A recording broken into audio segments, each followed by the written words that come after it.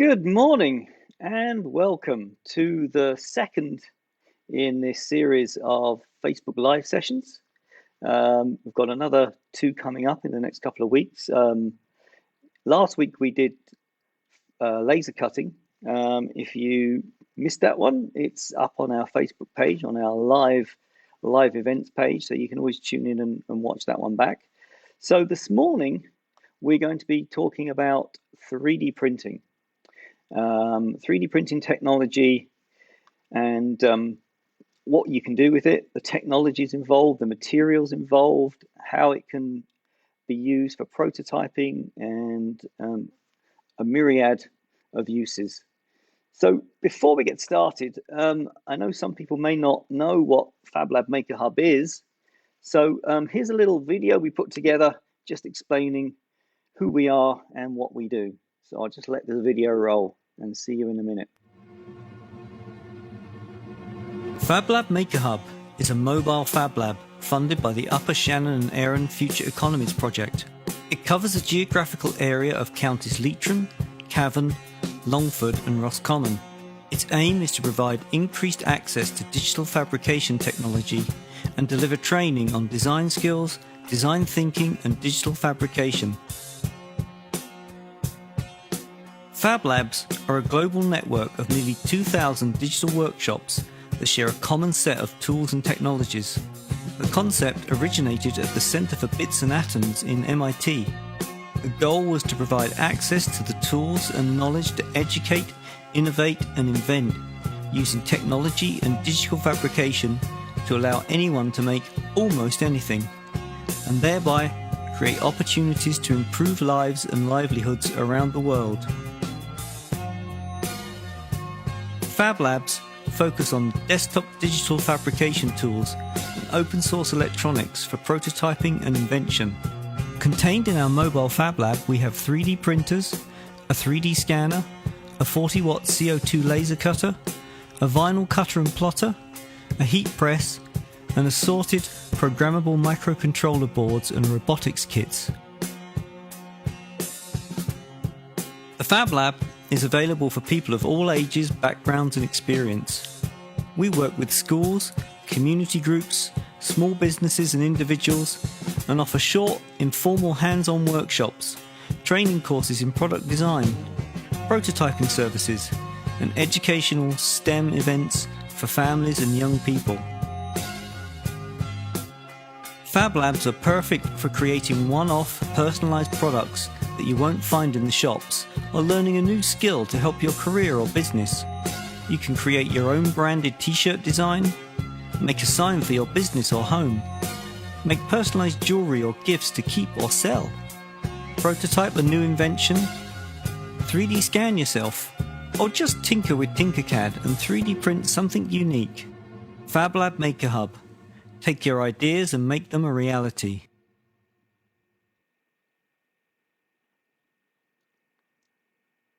So there we go. That's FabLab Maker Hub. So like I say, this morning we're going to be talking about 3D printing and 3D printing technology.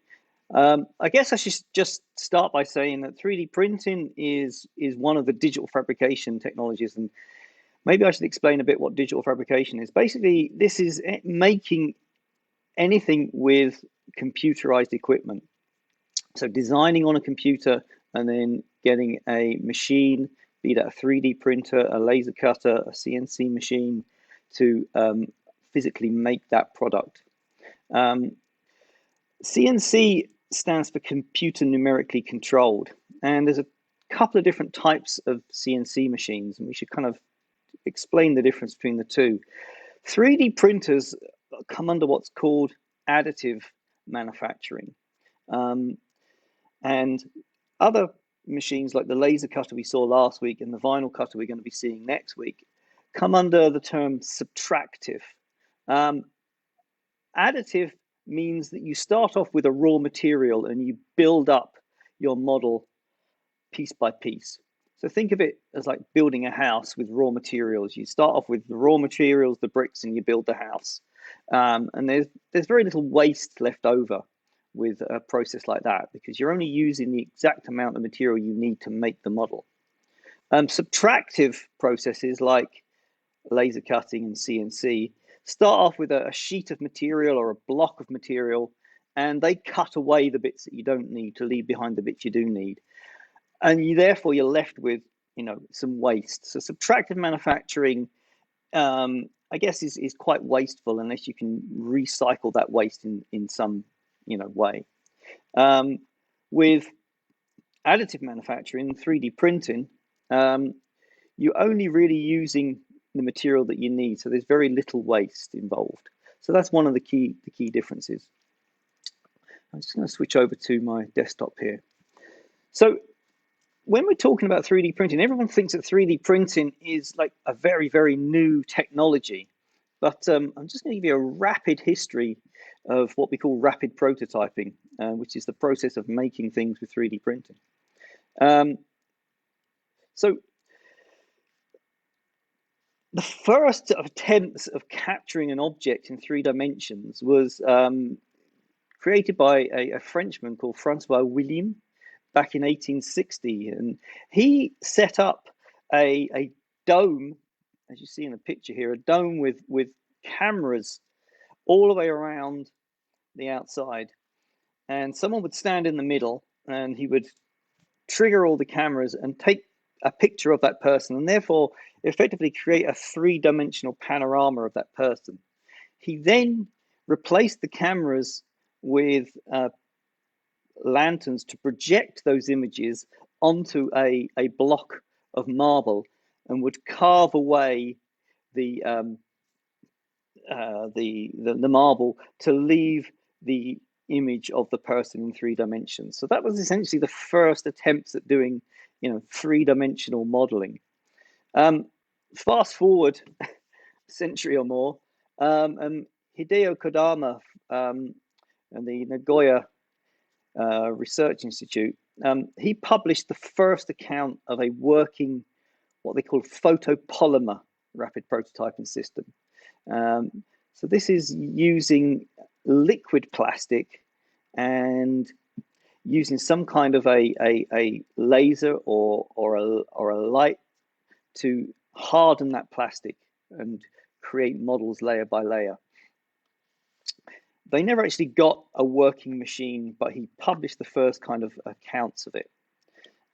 So fast forward to 1984, and this guy here, Chuck Hull, or Charles Hull, or Chuck as he likes to be called, he invented something that we call stereolithography, SLA printing.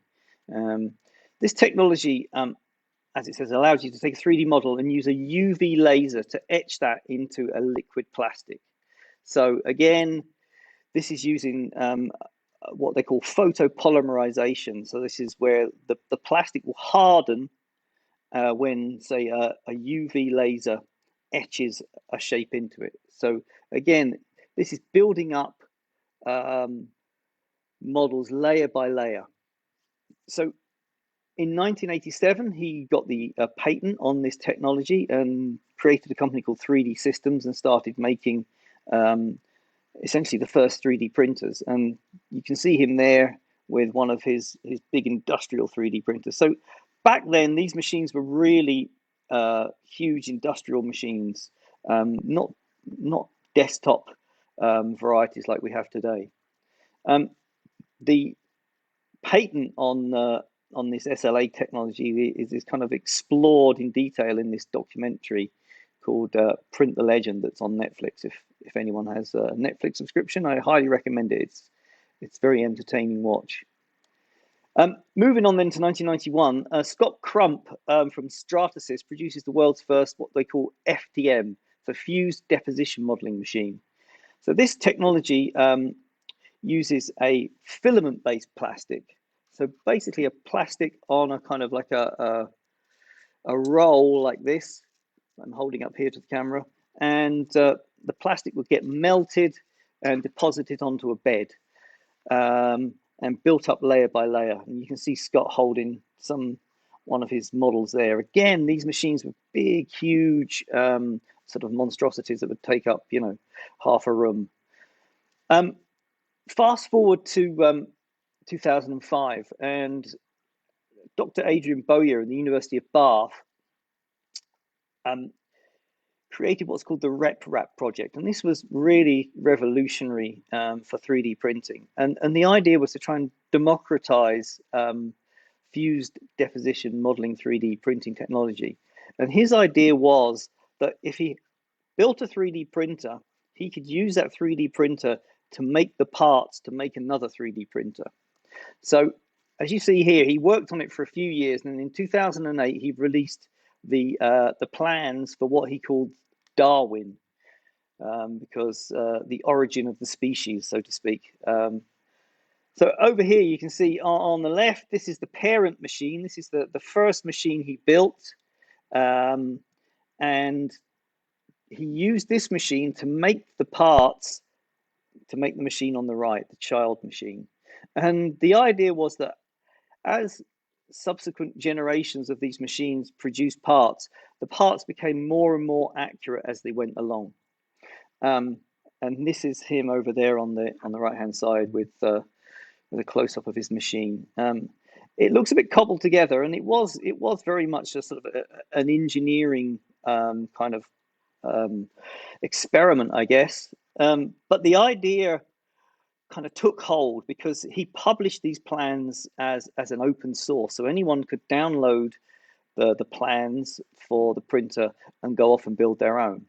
And he was able then to kind of start a worldwide movement of people building their own 3D printers, and this led to I guess the explosion in the last sort of 10 or so years of 3D printing.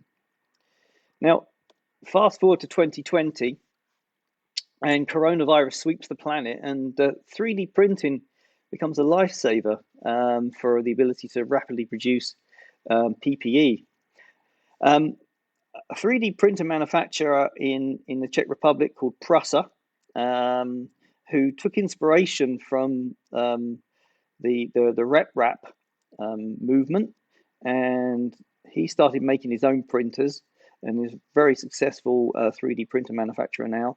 They published the plans for a face shield on their website, and again made it freely available for everyone to kind of download and go and print. And again, this was taken up by all the kind of 3D printing enthusiasts and hobbyists, and also sort of big manufacturing companies as well that had 3D printers around the world, and they were able to create these sort of mini localized production lines making the PPE that was so urgently required. This is in the middle there. This is Sligo IT. They set up a production line in Sligo IT, and we helped them get together a load of 3D printers and some materials. And I think they ended up producing about 4,000 or 5,000 face shields that they distributed to local frontline healthcare workers and nursing homes. So again, it's a kind of a kind of case study there in how just distributing data to local sort of manufacturing, desktop manufacturing systems is able to sort of meet demand on a sort of a global basis. So when we're talking about additive manufacturing, I mentioned a few of the different types of 3D printing there in the intro. Fused deposition modeling, like I say, this is the type of 3D printer that uses the plastic filament. The SLA, or stereolithography apparatus, this uses the liquid plastic resin. Now, there's other types of 3D printers as well. There's what's called SLS, laser sintering. This uses a powder plastic, and again, it uses lasers to kind of harden the plastic up. And then there's lots of different other types of 3D printing as well that's coming more available on sort of desktop machines. One of them is metal sintering or metal melting. So that uses a metal powder to create metal parts. I'll come on and show you some more examples of that a bit later on. And then there's what's called multi-fusion jetting. Essentially, this uses very similar to inkjet technology. It has like a head on it which deposits different materials um, in a kind of like a resin form onto a surface, and you can get lots of different mixed materials. So you can have plastics and ceramics and rubbers all kind of mixed together to create very kind of detailed and complex models using a number of materials at once. Just like you'd use a number of different inks in an inkjet printer, you can use a number of different materials in a multi-fusion jetting machine. Okay, so let's dive into FDM printing. FDM printing is the most common 3D printing technology, I guess, available, and it's one of the most low-cost ones as well. It's the type of 3D printers that we have in the Fab Lab here. And again, I'll show you some of our 3D printers a little bit later on. The thing about FDM printing is the wide variety of plastics and materials that are on offer. I mean, not just lots of different colors. 3D printing filament comes in hundreds of different colors, but also in terms of the actual types of material that you have. Now, let me just switch back to the full screen here, and I will just show you some of these materials. So I have some 3D printing material here. So this is the actual raw material. This is what's called PLA, and this is how the plastic comes when it is made into a filament. It just comes as a raw kind of like granular plastic like that. It gets melted down, and a color is added. Colorant is added into it. So like this kind of pink color here, and then that gets spun out into filament that's put on rolls, like you see in the picture here. The thing about 3D printing filament now is the number of different composite materials that they add into the material to the filament. So, for instance, this filament here has bamboo kind of shavings added into it, so that when you print with this, it prints and it looks pretty much like wood. You can sand it down, and you can varnish it, and when you print with this, you're essentially kind of printing with something that is sort of like predominantly wood based rather than plastic based. Here's another filament as well. This one is a black color, very nice black color.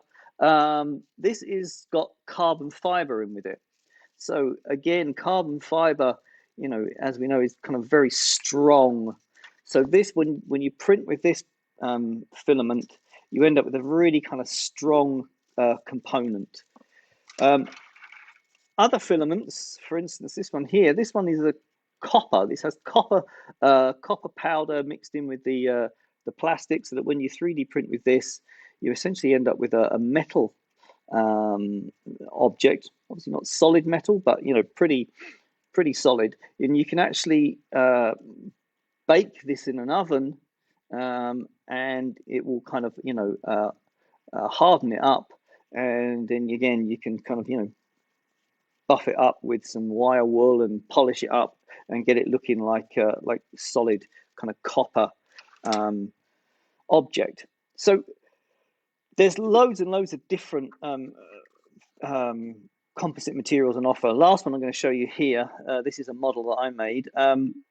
This is a little kind of coffee cup, and the filament that was used to make this actually had coffee grounds in with it.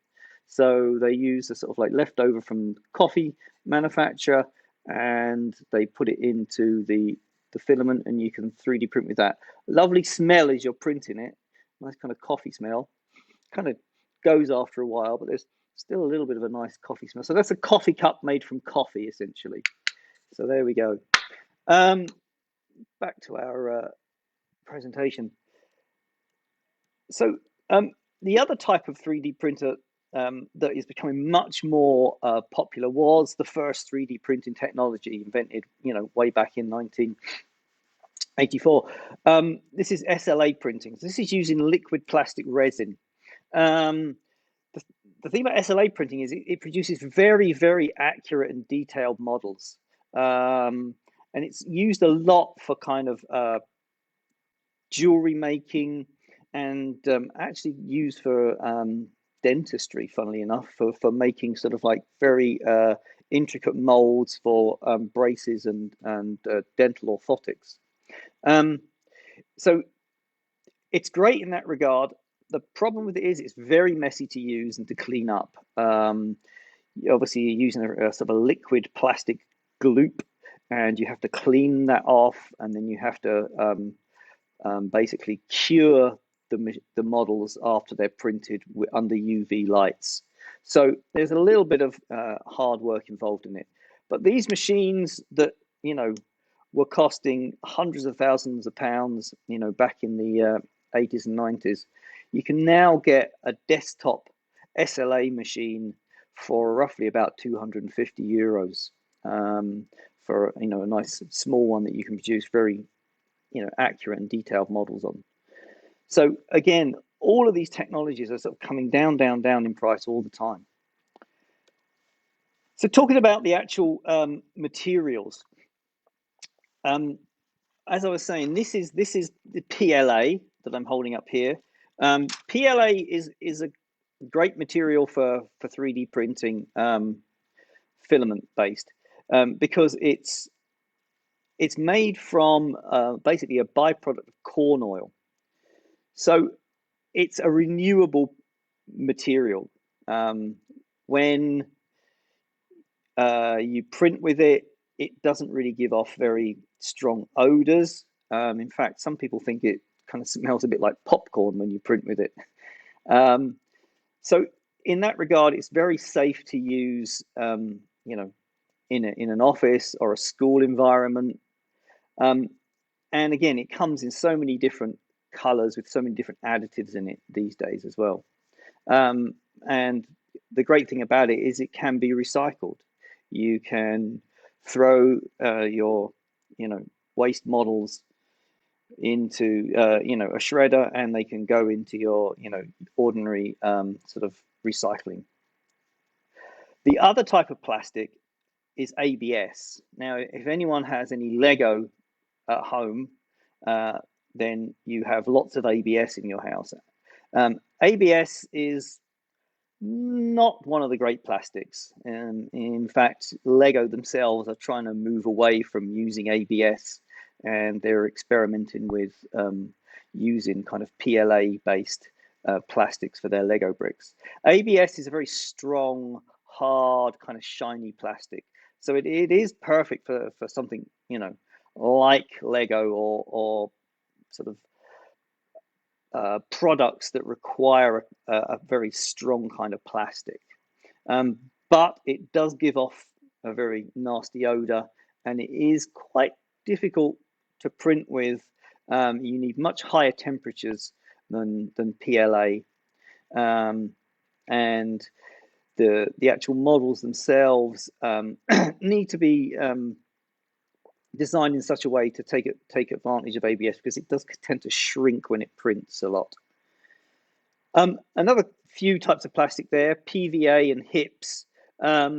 These are sometimes used as what's called support mechanisms for the other plastics. So if you're printing a model that, say, has a sort of a bridge in it, obviously when you're 3D printing, you can't print in midair.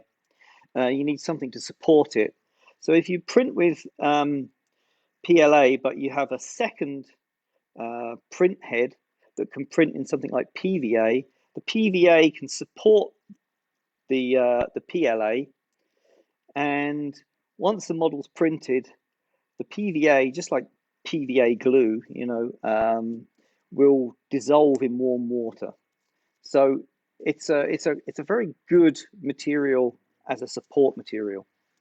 And then obviously there's things like nylon and the liquid photopolymers, again, of which there's a lot of different varieties. And then there's everything else, because 3D printing isn't just restricted to plastic these days. You can print in ceramics and porcelain and wax and concrete and glass and chocolate, sugar, ice cream, and all different types of metal, um, even printing in paper and sawdust. So if if there's a material that can be made into some kind of a filament or a powder, then chances are you could 3D print with it. And again, I'll show you some examples of this a bit later on. But how do you get models to 3D print? Well, there's three basic ways to do that. One of them is to design the model in CAD software. And there's lots of different CAD softwares out there, and I'll go through some of them in a minute. The other way is to use something like a 3D scanner to 3D scan. So say, for instance, this bottle here, if I want to get a model of this bottle, I could 3D scan it and bring it into the computer and then bring it out for 3D printing. The last way, which is the easiest way of the lot, is to download a pre-existing model from a 3D model library. And there are lots and lots of 3D model libraries available on the internet where you can go and download a model, for free, or maybe for a few euro, you can download them and then 3D print them. So if you're looking for something, that you want, go and search on the 3D model libraries, find it, download it, and then print it out, and you have the thing that you want. Quite often you could bring that model into CAD software and maybe sort of, customize it in some way, maybe make it a bit bigger, a bit smaller, just for your own particular needs, and then print it out. That's the beauty of having a digital model, is that you can then, manipulate it.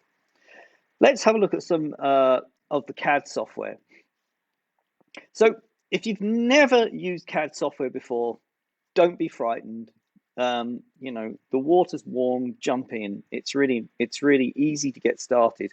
And one of the things that we use and we teach in the Fab Lab for people who have had absolutely no experience of 3D printing is Tinkercad. Tinkercad is made by a company called Autodesk. And Autodesk are, I guess, one of the industry leaders in CAD software. They make software for professional designers and sort of engineers. But Tinkercad is their kind of entry level software. It runs in a browser, so you don't even need to download any software to use it. There are other kind of browser-based apps that you can use. There's 3D Slash, there's SketchUp, and there's another one called Onshape as well that just runs in a browser. I'm just going to give you a quick demo of Tinkercad just to show you the interface and how easy it is to get started. So this is the Tinkercad work plane, I guess. So you have a 3D work plane here, and I can basically move around and turn things around there in 3 dimensions. I have a cube up here as well that I can do the same thing with.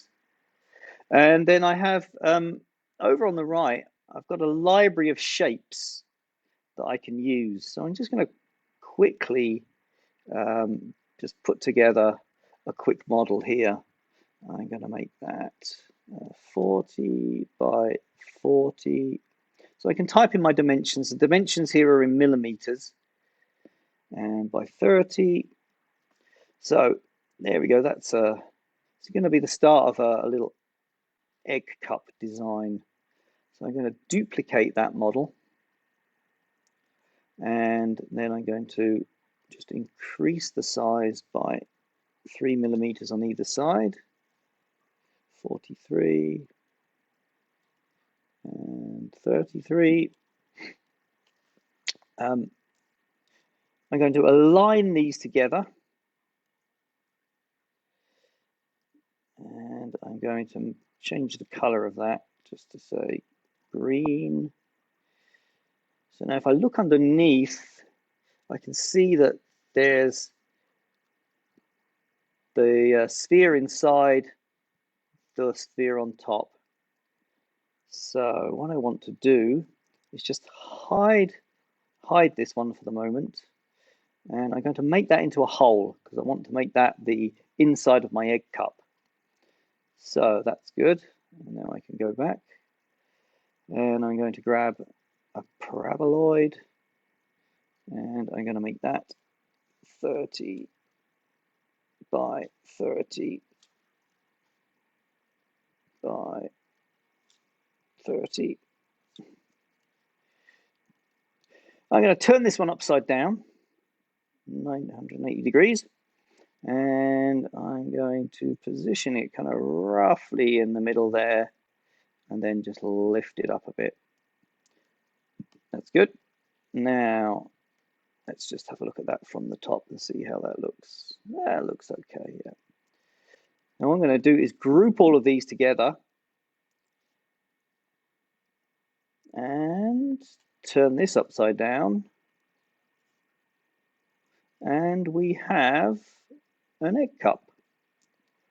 So again, you can see how quick and easy it is to start, throwing shapes, as they say, into Tinkercad and start modeling up. It's very easy to get started with it. So back to our presentation. So moving up to the next level, so what we call mid-level CAD, although this kind of does bleed up into kind of professional level. So Autodesk make a product called Autodesk Fusion, and we like Autodesk Fusion in the Fab Lab, and we teach it on our courses here, because it's free for personal use and free for kind of small business use. So if you're just like an individual designer or a hobbyist that wants to, make stuff, you can use Fusion 360 for free, and you get access to, some really sophisticated tools within Fusion 360. Autodesk also make other products. There's Mesh Mixer, which is a bit more complicated if you need to actually get in and sort of like edit 3D models. And then there's other kind of CAD packages as well, like Rhino and Blender. And they're kind of, they're good for particular types of things. Like Blender's very good for doing animation. If you want to do 3D animation, and you think you want to be the next Pixar, you can use Blender to try and do that. So I'm just going to quickly hop into Fusion, but before I'm going to do that, what I'm going to show you is how you can start with Tinkercad and then send your models over to Fusion. So I have a button here called Send To, and I can take my design over to Fusion 360. I can open it in Fusion 360. So now that should send the model up to the cloud, and it will ask me if I want to open the model in Fusion 360, and I say yes, and now my model's open in Fusion 360. So I've gone from Tinkercad up to the cloud and then back down into Fusion 360. So Fusion 360 has, again, a kind of similar kind of interface there. You've got your 3D work plane. You can move around the model. You have your view cube up here. But it has a few more sophisticated commands in it. So one thing I'm going to do is just smooth out the base of this model. I'm just going to make it what's called filleted. So I'm going to kind of fillet this model a bit, just so it's a bit smoother down the bottom. And again, I'm going to do the same thing here. Click OK to that. I'm going to do the same thing with the middle of it. Just fillet this, just make it a bit more smoother. Make it like that. There we go. That looks good. And then that looks okay. Now what I might do is just smooth down the edge of it as well. I can select that one. Yep, there we go. And just smooth the edge of that down as well. There we go. Now, with Fusion, you have the ability to render objects. So I've designed there, but I have another workspace over here called Render. So say I wanted to send an image of that to somebody as I want it to look. I can click on Appearance, and let's say we want it to look kind of like a nice kind of carved wooden. I can apply a surface to the model, and now I can see how that would look in cherry, if it was a cherry wood. So if I was going to, send that off to a CNC machine now to carve that out of a block of cherry wood, I've got a good idea of how the final product is going to look.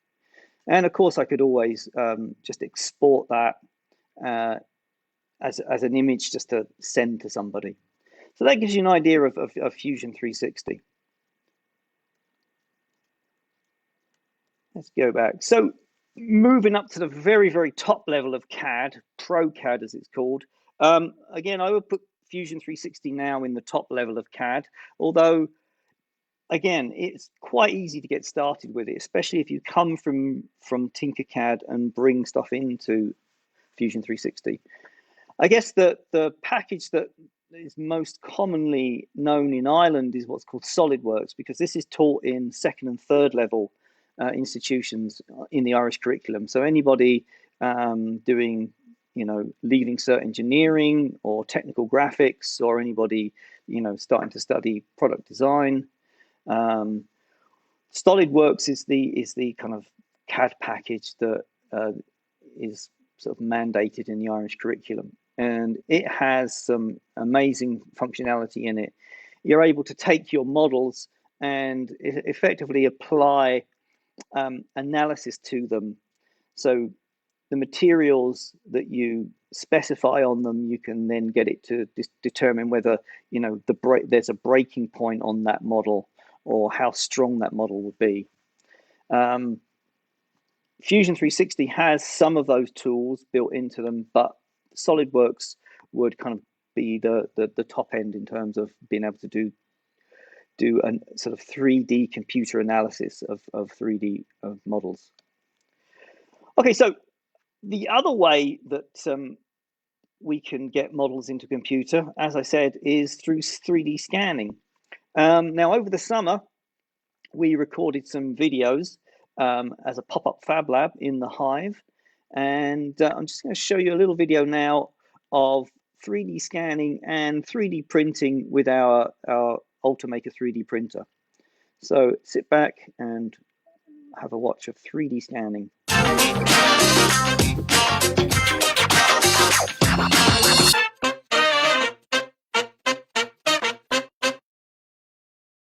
Hi, this is Stuart from Fab Lab Maker Hub, and this is another in the Pop-Up Fab Lab series. Today we're going to be doing some 3D scanning, and I'm joined by my glamorous assistant, Colin Keane from the Hive. Thanks for helping us out. So, there are a number of ways of getting 3D models into your computer. One of them is to download them off of the internet from 3D model libraries such as Thingiverse. The other way is to model them yourself using CAD software. There is a third way, which is to actually use a 3D scanner to scan an object into the computer. Commercial 3D scanners cost anything from about £5,000 upwards. But there is a cheaper way, not necessarily as high quality, but certainly a cheaper way, and that is to use what we have here, which is an Xbox Connect unit. So this was connected up to a game system, the Xbox game system, and when it's connected up to the Xbox, basically you could use this to interact, with the games on the screen by moving your hands around, and it would track your body movements and sort of mimic those on screen with the game you're playing, whether it's like a tennis game or, some sort of fighting game.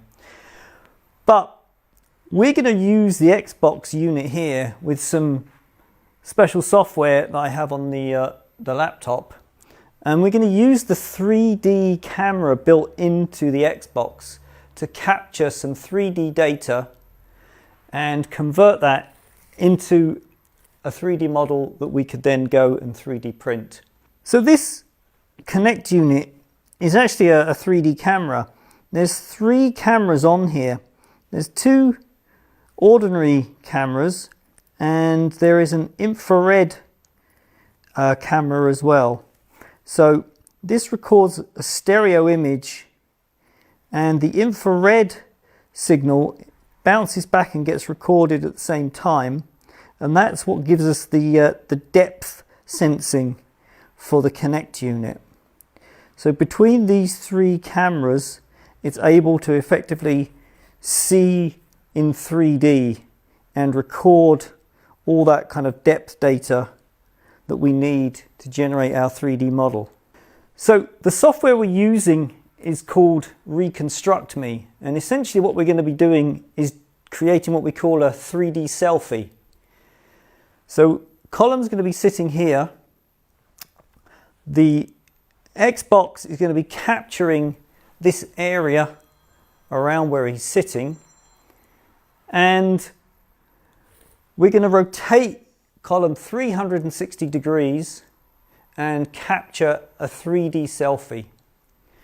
So let's hope everything goes to plan. I'm going to hit the start button and we'll give it a go. Okay, so we'll start doing the scan. So it's going to start in 3, 2, 1, go. Okay, so starting the scan now. It's turning around there. There we go, 20%.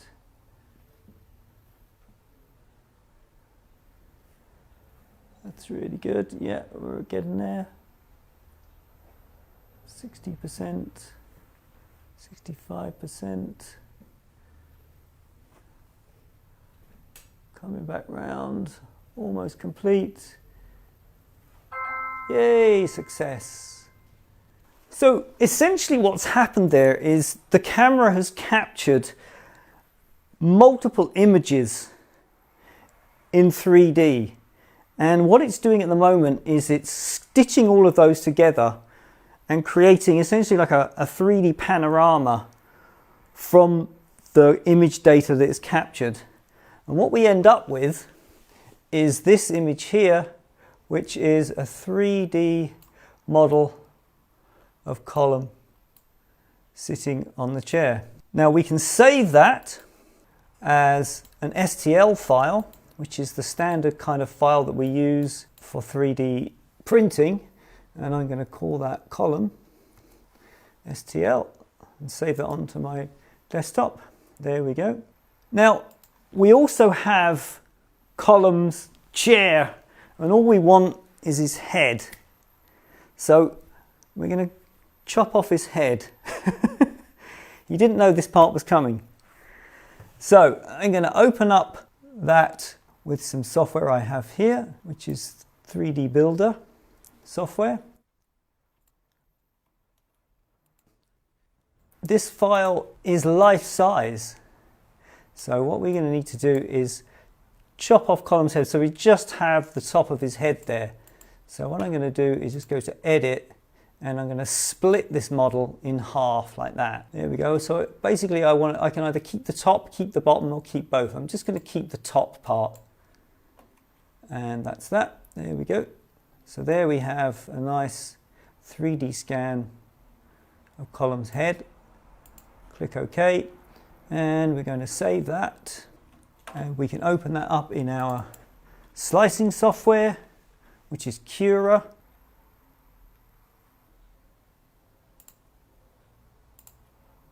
And there's Colum's head. It's life size, as I was saying, so we're going to need to scale that down. That's a bit better. And we can zoom in and have a look. Now the red areas show us where it's going to have trouble printing because it's overhanging. So we don't want to give Colum a double chin. So what we'll do is we will enable supports so that it will generate some supports for us. So if we switch our view to layer view now, we can see it's added in some supports underneath columns chin there. And it says it's going to take 3 hours to print this. So we'll set that going and we'll print that.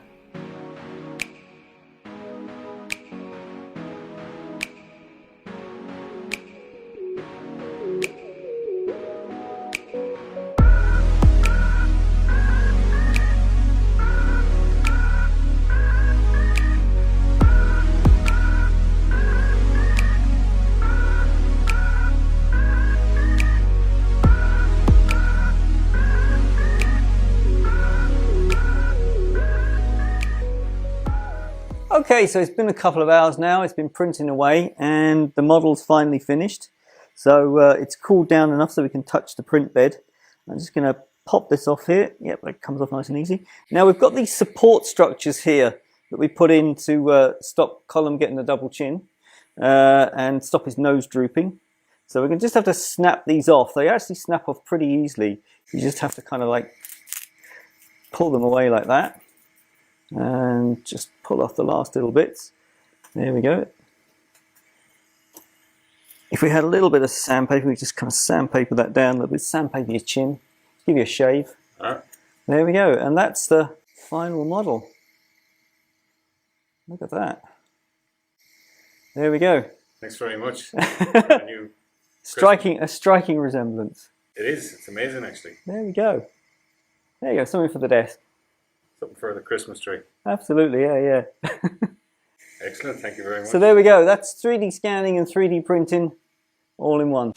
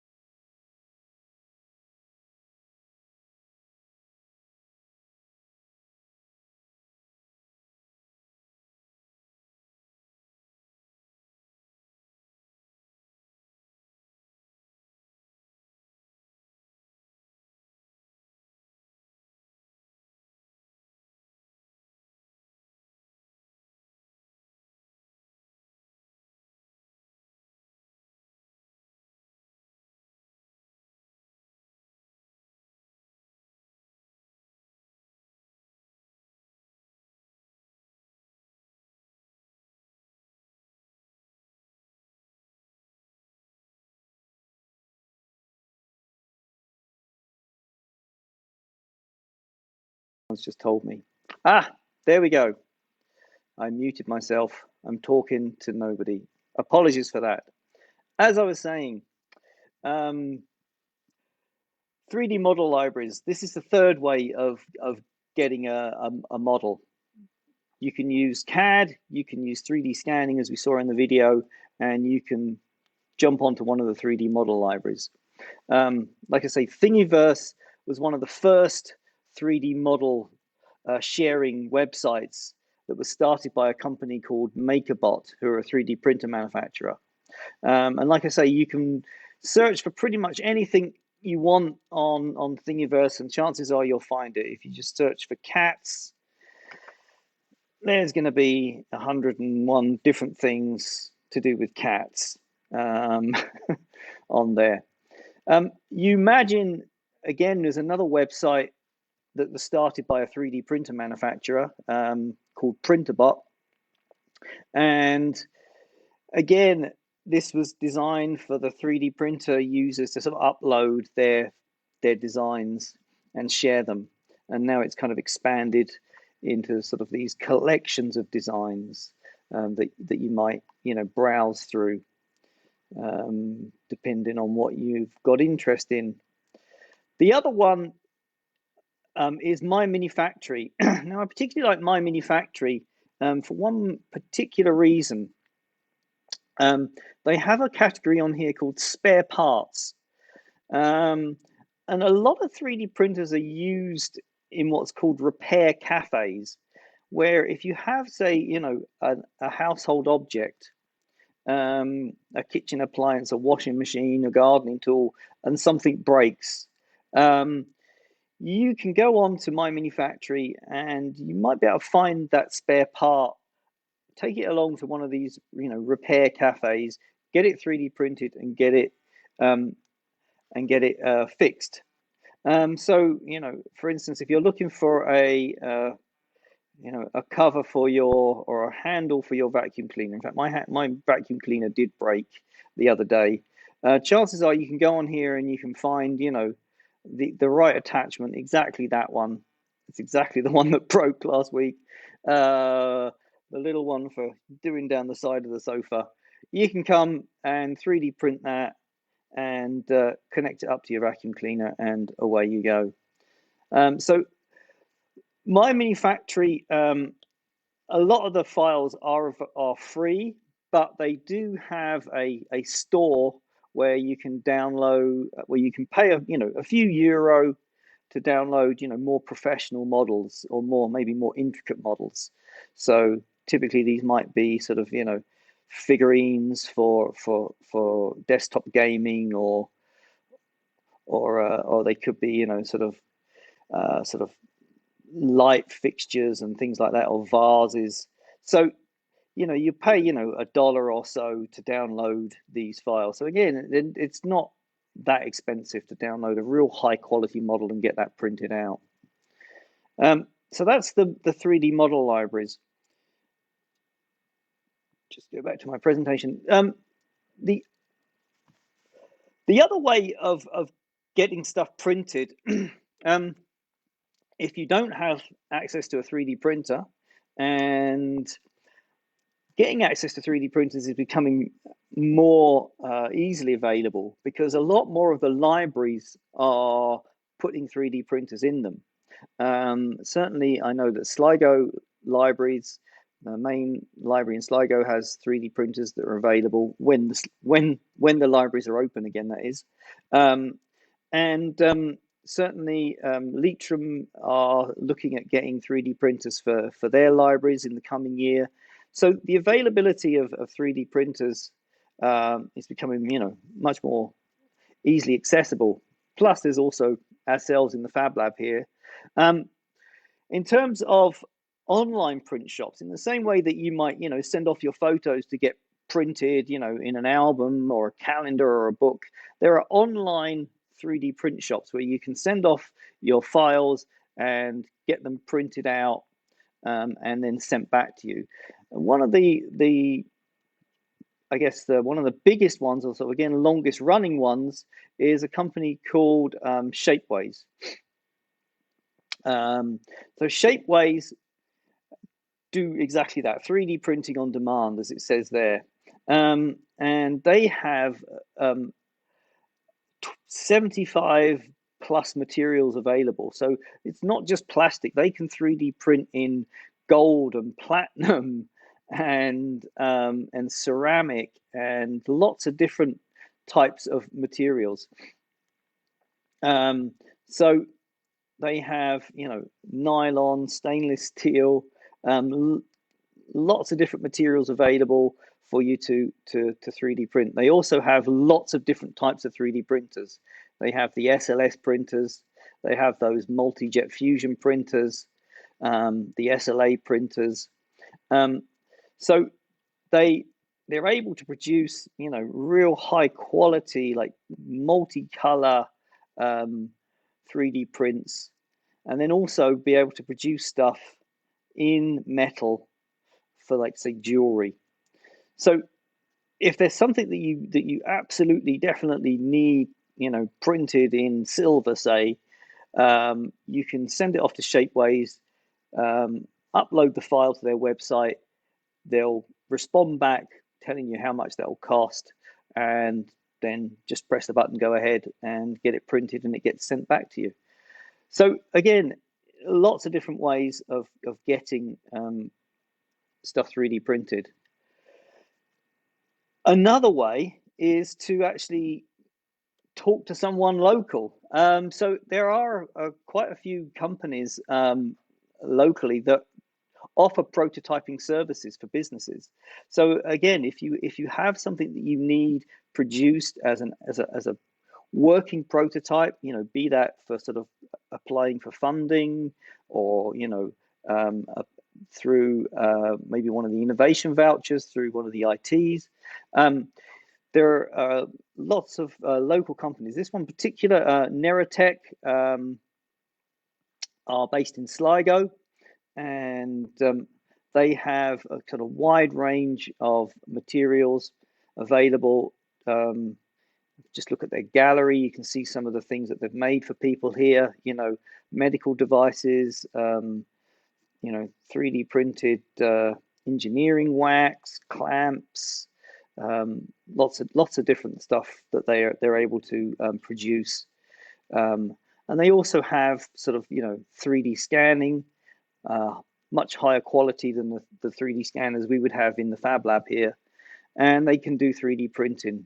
They can also do CAD design for you. So if you have something you've maybe modeled up in something like Tinkercad or Fusion 360, but that it needs much more sort of attention to detail, you can sort of hand the files to them, and they can maybe finish them off and create the prototypes for you. So again, this is the local firm. Another one that's in Sligo as well is Alpha Precision. They have, as well as 3D printing, they have CNC machines. So if you need to do the subtractive processes, then they're able to do that as well. And then there's a couple of companies there that are based in Dublin as well, Invent Prototyping and Key Plastics. Again, are both able to take your files and produce them in a wide range of materials. Just talking about 3D printing and the industry of 3D printing. This company called Lux Research, they're one of these companies that kind of look into the future at kind of emerging trends and technologies. And they just recently published last week their kind of like 12 technologies to watch in 2021. Looking down the list there, you've got, say, autonomous vehicles and plastic recycling and AI. Number 9 on the list is 3D printing. They say now reaching an inflection point where it can be used for production parts and not just prototypes. So we are getting to the stage now where the 3D printers are able to produce parts that can actually be used in real products. And you're seeing this a lot more in sort of the aerospace industry and in car manufacturing, that they're able to 3D print parts that they can actually use in products that they sell to the public, rather than just use them as a prototype before they then go on to some other process. And one of the reasons for that is down to the types of machines that are becoming available. So like I was saying, 3D printing metal is becoming much more widely available, and again, the cost is becoming much less. So this company here is called Desktop Metal, and they produced this 3D printer that can 3D print in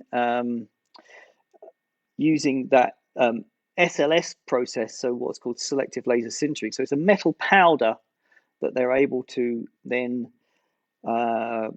build up layer by layer by putting a laser across it, but they've developed this process that allows it to do it much quicker than before and much lower cost. So they're able to produce parts like this from silver and gold and steel.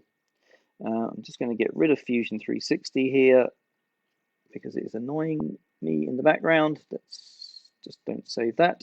Okay, back to our presentation. So Desktop Metal have created what's called a shop system, where they have a whole line of 3D printers that can sort of rapidly produce multiple parts kind of stacked on top of each other. So say, for instance, this sort of, this cog down here that might be used for an engine part. They're able to rapidly produce maybe sort of like, 50 or 60 of these at one time. And typically this would have had to have been, machined from, from solid metal. So again, it's getting to the stage now where if you're thinking about, creating parts, maybe a short production run for a product, you're able to use these kind of desktop machines, almost desktop machines, to produce, working real production parts. And again, not just metal now. 3D printing concrete is becoming, and 3D printed houses are becoming much more common. This is a German company called Kobod that developed this 3D printer that uses a type of concrete that embeds hemp in the concrete, so hempcrete, as they call. And they're able to set this up on site. As you can see here, they're 3D printing a house, and the 3D printer deposits the layers of concrete and goes up and up and up and up, and is able to build the house. And they're able to just place parts in and build the concrete on top of those parts and create a whole house. They did they built a very small house in their German factory in 24 hours. So again, we're going to be seeing 3D printed houses, I think, a lot more in the future. And one of the drivers of what's called Industry 4.0, which is using sort of autonomous robotic machines and sort of sensors to create much larger scale products. And then this is an area of 3D printing that gets quite a lot of press and can be a bit controversial, which is 3D printing, say, body parts. So we talked about 3D printing sort of orthotics. So this is 3D printing sort of dental guides for dental surgery, and then actually 3D printing sort of like dental prosthetics. But over here on the right, what we're seeing there is 3D printing actual body parts using sort of a liquid kind of tissue collagen to 3D print the parts that will actually then get embedded into the body. And then this is 3D printing a special type of sort of bio plastic or sort of ceramic that is a 3D printed bone structure. So again, this goes, can be implanted, and then bone would grow around this to create sort of hybrid, bone structure. Again, it's the technology is sort of advancing in leaps and bounds, and they're able to sort of 3D print, lungs and veins for sort of heart transplants. So bioprinting is going to become, again, much more sort of widespread in the future. Looking at education, 3D printing in the classroom, again, is starting to take off. We've just put a 3D printer with the help of the local enterprise office in Leitrim into every secondary school in Leitrim. So every secondary school has access now to a 3D printer. And, typically in the past, it might just have been limited to sort of, say the engineering students to, to 3D print maybe parts for, robots or their, leaving cert projects. But now 3D printing, if you think about it, it can be used for all sorts of things. It can be used for biology students to, create models of, organs, cross sections. It can be used for chemistry students to print out molecules. It can be used for geography students to print out topographical maps. Food technology students to design molds and cookie cutters. History students to print artifacts so they can look at, ancient artifacts. Architectural students to print out, their models of buildings. And again, the sort of like the design and engineering students to print out their prototypes. So it can be used across the board in not just, what you would think of as traditional engineering curriculum, but it can be used across all sorts of curriculum. And one company that we work with over in the UK is a company called PrintLab. And PrintLab have developed a whole range of 3D printing curriculum for teachers and for students, looking again not just at sort of those engineering things, but looking at design in terms of assistive devices, looking at say music, making percussion instruments, looking at sort of technology in terms of designing for 3D printing and functional, but then sort of again looking at historical items like Egyptian obelisks and upcycling, and even things like puzzles for the blind, printing tactile objects and stuff like that. So they have a whole range of curriculum there that schools can get access to and teachers can get access to as well. And they have a certification course which ties in with different aspects of the curriculum. So again, we like PrintLab and we work with them to bring some of their curriculum into the classrooms. The other thing also you can use 3D printing for is for fun. Obviously, I showed you the baby Yodas earlier on, but this one particularly caught my eye. We all know that chickens are the sort of what do I say? The dinosaurs were the predecessors of chickens. So this guy 3D printed the raptor claws and stuck it on his chicken, just to make the point that the chicken is an ancestor of the dinosaurs there. So it's kind of fun thing to do. So I'm just going to switch over now to the other camera and just show you some of our 3D printers and some of the objects that we've made as well. So here we have a selection of our 3D printers. This one over here on the far left is my first 3D printer, and this is a Printerbot. As I was saying, Printerbot created the Umagine website. This was the first 3D printer that we had. It came as a kit, and you had to bolt it all together and make it. At the time, it probably cost around sort of like 800 euros, so it wasn't that cheap. And it served us pretty well to start off with. Quite a small build plate there, so you can't really print huge models, but it was a good 3D printer to get started. And again, building it yourself, allowed you to see how it got, how the 3D printing technology got made. If you're interested in finding out more about the actual sort of nuts and bolts of 3D printing technology, there is a video on our YouTube channel where I go through the anatomy of a 3D printer, so in a lot more detail. So check that one out.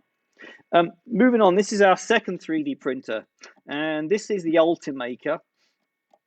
Ultimakers were kind of the standard 3D printers that were going into education over in the UK. There's a company over there called Create Education, again, who we do a bit of work with, and they supply Ultimaker 3D printers to schools and maker spaces and libraries. So this is probably one of the most common 3D printers that you might see, in a library or a school. They have Ultimaker 3D printers in the library in Sligo. It's a good printer, really good printer. Again, it's filament-based printer. It uses the PLA filament as we show here, and it produces some really good models. Moving over, one thing I should say about the Ultimaker printers, these printers cost around 2,000 to 3,000 euros. So they're not cheap, but they are very robust, and they can produce some fantastic models. But as I was saying, 3D printer prices are coming down all the time. This is the printer that we've actually supplied to all the schools in Leitrim. This is what's called a FlashForge Adventurer printer. The great thing about this printer is everything is enclosed. Obviously, you can see the Ultimaker, it's kind of open here. And obviously the printer bot over there is completely open. There's no casing to it at all. This one kind of hides everything inside a nice chassis. It has a door at the front that you can open and close. Some sort of panels at the side there where you can see in. The filament is hidden in the side panel here. So again, sort of out of the way of people sort of messing with it. So for education, a printer like this is great, again, because it's kind of all in one, it's enclosed. You can't go kind of poking around with it. Again, it produces some really good models. Again, not a very big build pay, about the same size as the printer bot over there. The other great thing about this printer is it can be put onto a Wi-Fi network. So again, it doesn't need to be connected up to a computer. So again, for a classroom situation, it's perfect because you can just send files to it, via the Wi-Fi network. All of these printers are able to, produce, sort of working parts. So again, this part here was a part that I produced for a rig for a camera system. You put some poles in there and mount a camera on it. These parts here are parts. This cog is for a sort of little mini kind of CNC machine. You can put a motor on this and kind of create like a little mini CNC machine. So again, all these parts are able to be, sort of functional parts rather than just, looking nice. Now, also, you can actually create parts like this whistle that actually make a noise as well. So again, you can see the kind of a range of filaments here in front of us. Lots of different colors, lots of different types of filament. This is spare filament left over from 3D printing.